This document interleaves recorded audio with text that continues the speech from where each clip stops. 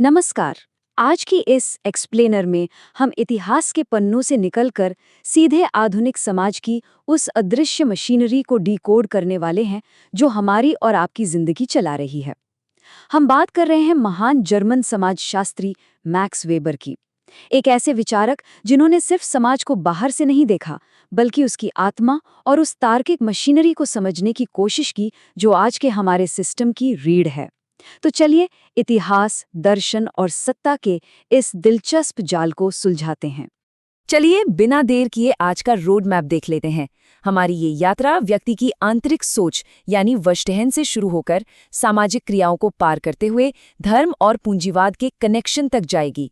उसके बाद हम सत्ता के प्रकारों को समझेंगे और अंत में पहुंचेंगे नौकरशाही के उस लोहे के पिंजरे तक जिसमें आधुनिक इंसान कैद होता जा रहा है। तो शुरुआत करते हैं हमारे पहले पड़ाव से, वशटहन और विषय निश्चितता यानी सब्जेक्टिविटी। देखिए, समाज को गहराई से समझने के लिए वेबर ने एक बहुत ही कमाल का कॉन्सेप्ट दिया, जिसे जर्मन में कहते हैं वर्स्टहेन। वर्स्टहेन इसका सीधा सा मतलब है किसी के नजरिए को उसी की जगह पर खड़े होकर समझना, सिर्फ बाहर से देखकर जज करना नहीं, बल्कि ये सोचना कि सामने वाला इंसान जो कर रहा है उसके पीछे उसकी असली नीयत या प्रेरणा क्या है। अब यहाँ आपके दिमाग में एक बड़ा सवाल आ सकता है, विज्ञान तो बाहरी फैक्ट्स और डेटा पर काम करता है, राइट? तो फिर कोई भी समाजशास्त्री किसी इंसान के दिमाग के भीतर चल रहे सब्जेक्टिव उद्देश्यों को आखिर कैसे माप सकता है? बाहर से देखने के बजाय भीतर से समझने की यही वो चुनौती है जिसने वेबर की पूरी थ्योरी की नींव रखी। अब यहाँ जो बात सबसे ज्यादा दिलचस्प है वो ये है कि वेबर अपने समय के बाकी बड़े विचारकों से बिल्कुल अलग सोच रहे थे। एक तरफ कार्ल मार्क्स और एमिल दुर्खीम जैसे दिग्गज थे जो समाज को बड़े स्ट्रक्चर्स और स्टैटिस्टिक्स के चश्मे से देख रहे थे। उनके लिए समाजशास्त्र एक प्राकृतिक विज्ञान की तरह था। लेकिन वेबर ने कहा नहीं, उनके लिए समाज कोई बेजान मशीन नहीं थी जिसे सिर्फ आंकड़ों से मापा जाए। उन्होंने फोकस किया इंसान पर, उसके कल्चर पर और वर्स्टहेन पर। इस सब्जेक्टिव नजरिए को समझने के बाद अब हम वेबर के समाजशास्त्रीय विश्लेषण के बिल्कुल कोर हिस्से पर आते हैं, जिसे उन्होंने कहा सामाजिक क्रिया यानी सोशल एक्शन। वेबर ने इंसानी क्रियाओं को 4 बहुत ही स्पष्ट श्रेणियों में बांटा है। इसे थोड़ा ध्यान से समझते हैं। पहला है ज़्वैक राशनल, यानी पूरी तरह से कैलकुलेटेड और लक्ष्य आधारित काम, जैसे कोई इंजीनियर जो लागत और मुनाफे का हिसाब लगाकर एक बेहतरीन पुल बनाता है। दूसरा है व्यर्थ राशनल, यानी मूल्यों पर आधारित। यहाँ नतीजा नहीं बल्कि आपके उसूल मायने रखते हैं, जैसे देश के सम्मान के लिए जान दांव पर लगा देने वाला एक सैनिक। तीसरा है भावनात्मक या अफेक्टिव, जो पूरी तरह से आपके इमोशन से जुड़ा है। मैदान पर गुस्से में एम्पायर से भिड़ जाने वाला खिलाड़ी इसका परफेक्ट उदाहरण है। और चौथा है पारंपरिक यानी ट्रेडिशनल, वो काम जो हम बस इसलिए करते हैं क्योंकि पीढ़ियों से ऐसा ही होता आ रहा है, जैसे अंतिम संस्कार से लौटकर स्नान करना।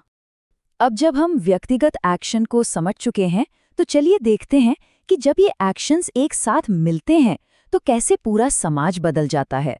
बात करते हैं धर्म और पूंजीवाद के चौंकाने वाले तालमेल की। ये वेबर की सबसे मशहूर और प्रभावशाली किताब है the Protestant ethic and the spirit of capitalism. इस किताब में वेबर ने इतिहास का एक ऐसा पन्ना खोला जिसने मार्क्सवादी आर्थिक विचारों को पूरी तरह से चुनौती दे दी। उन्होंने दिखाया कि कैसे एक खास तरह की धार्मिक नैतिकता ने आधुनिक पूंजीवादी सिस्टम को जन्म देने में एक कैटलिस्ट यानी उत्प्रेरक का काम किया। और ये वाकई में हैरान करने वाला है। देखिए, कैल्विनिज्म में एक मान्यता थी पूर्वनियति या प्रीडेस्टिनेशन, मतलब भगवान ने पहले से तय कर दिया है कि किसे मोक्ष मिलेगा। अब लोग इस बात को लेकर भयानक घबराहट में रहते थे कि क्या वो चुने हुए लोगों में से हैं। इस घबराहट का हल उन्होंने निकाला कड़ी मेहनत और सफलता में। सफलता को ईश्वर के आशीर्वाद का संकेत माना गया, इसलिए उन्होंने सांसारिक सुखों को त्याग दिया, पागलों की तरह काम किया और खूब पैसा बचाया। ये पैसा विलासिता के लिए नहीं था, बल्कि इसे ईश्वर की महिमा के लिए बिजनेस में लगाया गया। और बस अनजाने में ही सही, इसी धार्मिक सोच ने मुनाफे के पीछे भागने वाले अनुशासित पूंजीवाद को जन्म दे दिया। पूंजीवाद और तार्किकता के इस उदय के साथ अब समाज के इस नई दुनिया में आगे बढ़ते हैं और समझते हैं इसके मैकेनिज्म को, यानी शक्ति, स्थिति और सत्ता। यहाँ एक बुनियादी सवाल है, लोग दूसरों के आदेशों का पालन आखिर करते क्यों हैं? वेबर ने वैध सत्ता के 3 प्रकार बताए। पहला, पारंपरिक सत्ता, जहां आप किसी की बात इसलिए मानते हैं क्योंकि वो सदियों पुरानी परंपरा है, जैसे किसी राजा का आदेश। दूसरा है करिश्माई सत्ता, जहां सब कुछ किसी नेता के जादू, उसकी वीरता या चमत्कारी व्यक्तित्व पर टिका होता है। और तीसरा, कानूनी तार्किक सत्ता, यहाँ आप किसी इंसान के सामने नहीं बल्कि संविधान, कानून और लिखित नियमों के सामने सिर झुकाते हैं। और ध्यान दीजिए, हमारा आधुनिक समाज तेजी से इसी कानूनी तार्किक मॉडल की तरफ बढ़ रहा है। लेकिन यहाँ एक बहुत दिलचस्प कैच है। विशुद्ध करिश्माई सत्ता बहुत अनस्टेबल होती है। ये अक्सर उस नेता के जीवन काल तक ही चलती है। इसलिए सर्वाइव करने के लिए इस करिश्मे को समय के साथ एक स्थायी ढांचे में ढालना ही पड़ता है। उस नेता के विचार या तो एक परंपरा बन जाते हैं या फिर एक संस्था। इसे ही वेबर करिश्मे का नियमितीकरण कहते हैं, रूटीनाइजेशन ऑफ करिश्मा। चलिए अब देखते हैं कि ये कानूनी तार्किक सत्ता जब अपने सबसे चरम रूप में पहुंचती है तो कैसी दिखती है। हम बात कर रहे हैं नौकरशाही या ब्यूरोक्रेसी की। फाइलों का वो अंतहीन अंबार, दफ्तरों के चक्कर और चेहरों से विहीन एक विशाल मशीन। इसे देखकर शायद आपको भी कोई सरकारी या कॉर्पोरेट दफ्तर याद आ गया होगा। वेबर के अनुसार नौकरशाही कोई नकारात्मक शब्द नहीं है। सच तो यह है कि बड़े पैमाने पर काम करने का ये अब तक का सबसे तार्किक और प्रभावी तरीका है। तो सबसे अहम बात यह है कि ये स्ट्रक्चर काम करने के मामले में अविश्वसनीय रूप से एफिशिएंट है, एकदम मशीन की तरह। इसमें एक स्पष्ट हायरार्की है, हर किसी का काम बटा हुआ है, लोगों का चयन उनकी काबिलियत पर होता है और सब कुछ लिखित नियमों से चलता है। लेकिन इसकी सबसे बड़ी ताकत ही इसकी सबसे बड़ी कमजोरी भी है। ये मशीन इतनी कुशल इसलिए है क्योंकि इसमें से इंसानी भावनाओं, पर्सनल जुड़ाव और पक्षपात को पूरी तरह से निकाल फेंका गया है। ये पूरी तरह से एक अवैयक्तिक, बिना भावनाओं वाली मशीन है।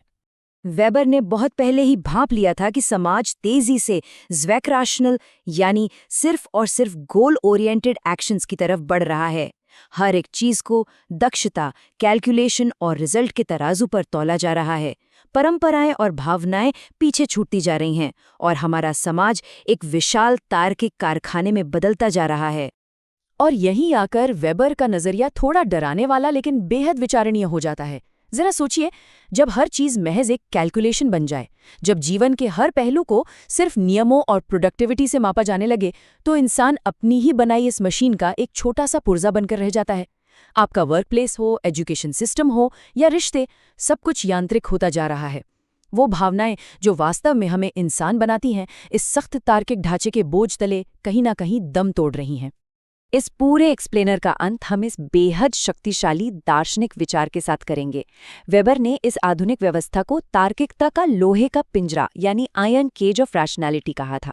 उन्होंने चेतावनी दी थी कि आधुनिक समाज अत्यधिक कुशल तो हो सकता है, लेकिन आध्यात्मिक रूप से पूरी तरह खाली होगा।